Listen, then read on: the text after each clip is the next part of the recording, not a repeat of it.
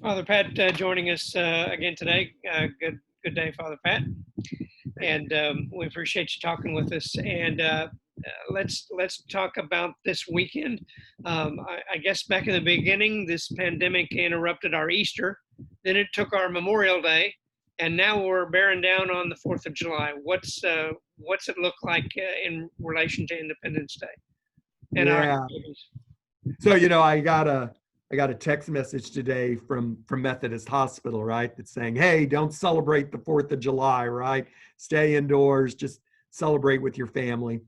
I guess there's some wisdom there, but I invite you to join us in celebrating the 4th of July. What better way to celebrate the 4th of July than in prayer, right? And we'll have prayer Friday evening. We'll have prayer Saturday morning, the morning of the 4th of July.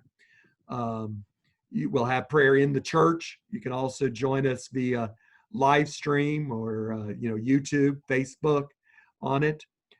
So Friday night, right, is First Friday actually. So we'll have our normal First Friday healing mass uh, Friday night, and followed by a holy hour like we've been doing on First Fridays. We've been doing that here in this kind of virtual world. Even we kept on doing it every First Friday, and this month we're doing it again.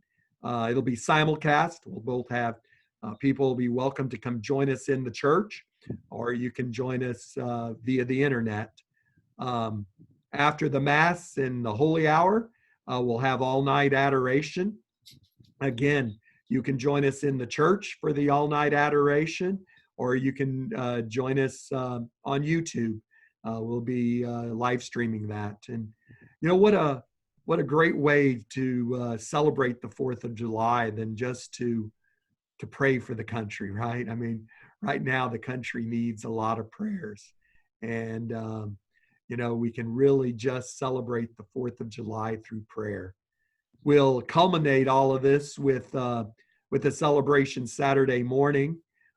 So adoration will still be going on, but at 8 a.m. we'll do morning prayer. There's a group of us that have been gathering every morning for a morning prayer at 8 o'clock and on Zoom. We'll be broadcasting that in live stream and YouTube this month. And then after we pray morning prayer together with the Blessed Sacrament exposed, we'll pray a patriotic rosary, and it's really a beautiful rosary that we're praying, right? I mean, it's the rosary, but it includes scriptures and prayers related to our country. We pray with each decade for 5 of the states as we pray for all 50 states, and including we added additionally, right, DC and the territories and all in there. And so it's really just a beautiful way to pray for our country, a beautiful way to celebrate the 4th of July just through prayer. So I invite everybody to join us this weekend to celebrate the 4th of July in prayer, both Friday night and Saturday morning. And they are, that is a beautiful rosary. I've participated in one before, and my wife was involved in one this past week.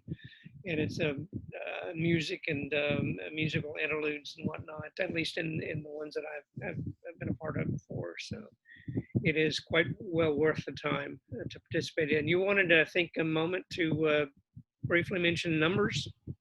Yeah, well, so we'd been seeing a steady increase of people live in the church. Last week we saw a bit of a dip, people being a little more cautious.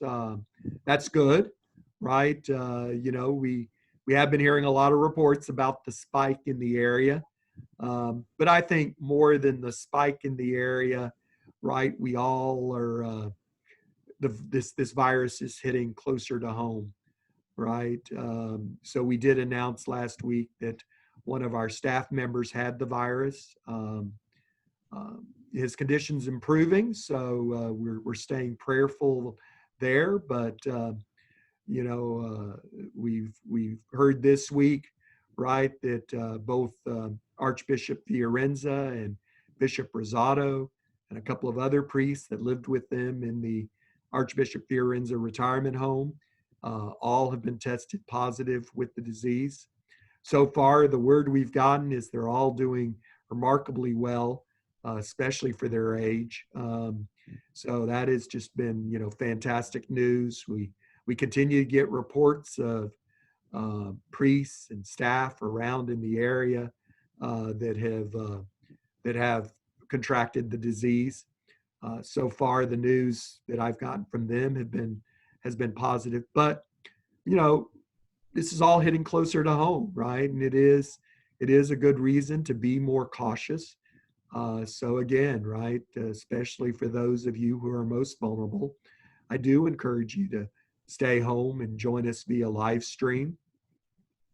For those who are younger, who are less vulnerable, I do encourage you to get out, but I do encourage you to take good precautions when you get out, right? To do wear the face mask when you're out, and continue to take those proper precautions.